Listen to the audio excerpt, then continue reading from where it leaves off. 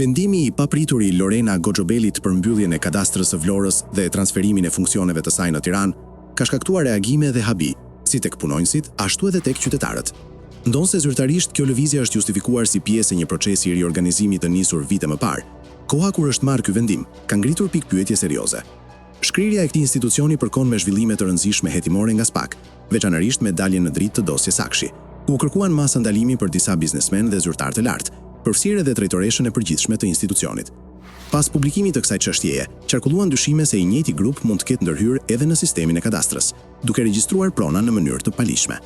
Kadastra e Vlorës ka qenë prej vitesh një nga institucionet më problematike në vend, me një histori të gjatë shkarkimesh dhe dorëheqjesh të drejtuesve.